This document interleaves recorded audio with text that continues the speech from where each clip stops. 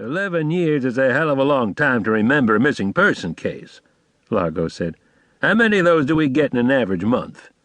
Several, Chee said, but most of them don't stay missing long. Largo nodded. So who's the man? Harold Breedlove was the missing man. He used to own the Lazy Bee Ranch south of Mancus, or his family owned it. Fella named Eldon DeMott owns it now, Finch said. Runs a lot of Herefords down in San Juan County, has some deeded land and some BLM leases and a big home place up in Colorado. What have you got beyond this Breedlove fella's been missing long enough to become a skeleton and him being a climber? Largo asked. Chee explained what Leaphorn had told him. Just that? Largo asked, and thought a moment. Well, it could be right. It sounds like it is, and Joe Leaphorn never was much for being wrong. Did Joe have any notion why this guy left his wife at the canyon? Or why he'd be climbing Shiprock all by himself? He didn't say, but I think he figures maybe Breedlove wasn't alone up there. And maybe the widow knew more than she was telling him at the time. And what's that about Amos Nez getting shot last week down at Canyon de Chelly? You lost me on that connection. It was sort of thin, Chee said. Nez happened to be one of the witnesses in the disappearance case. Leaphorn said he was the last person known to have seen Breedlove alive, except for the widow. Largo considered, grinned. And she was Joe's suspect, of course, he said, and shook his head. Joe never could believe in coincidences. They still had that mountain climbing gear in the evidence room at Window Rock, and I had them send it up, Chee said. It looks to me a lot like the gear they found on our fallen man, so I called Mrs. Breedlove up at Mancus.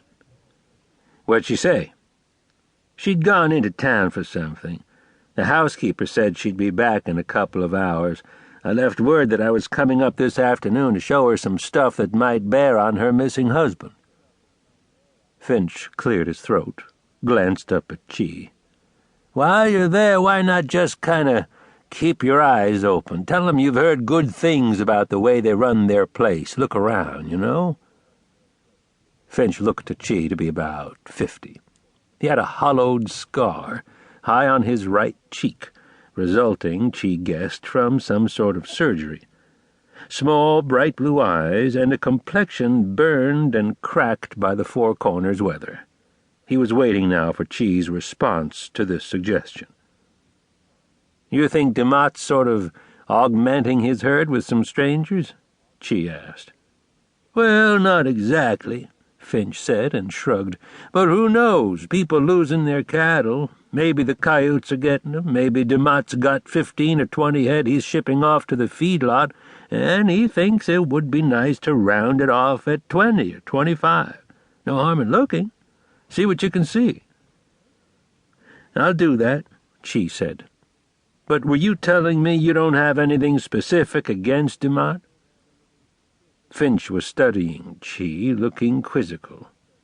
He's trying to decide, Chee thought, how stupid I am. Nothing I could take in to a judge and get a search warrant with, but you hear things. With that, Finch broke into a chuckle. Hell, you hear things about everybody. He jerked a thumb at Largo. I've even been told that your captain here has some peculiar-looking brands on some of his stock. That right, Captain? I've heard that myself, Largo said, grinning. We have a barbecue over at the place. All the neighbors want to go out and take a look at the cowhides. Well, it's a lot cheaper than buying beef at the butcher shop. So maybe somebody's eating DeMott's sirloin and the DeMotts are eating theirs. Or mutton, added Largo, who was missing some ewes as well as a calf or two. How about me going along for the ride? Finch said. I mean up to the Lazy Bee. Why not? Chee said. You wouldn't have to introduce me, you know. I'll just sort of get out and stretch my legs, look around a little bit. You never know what you might see.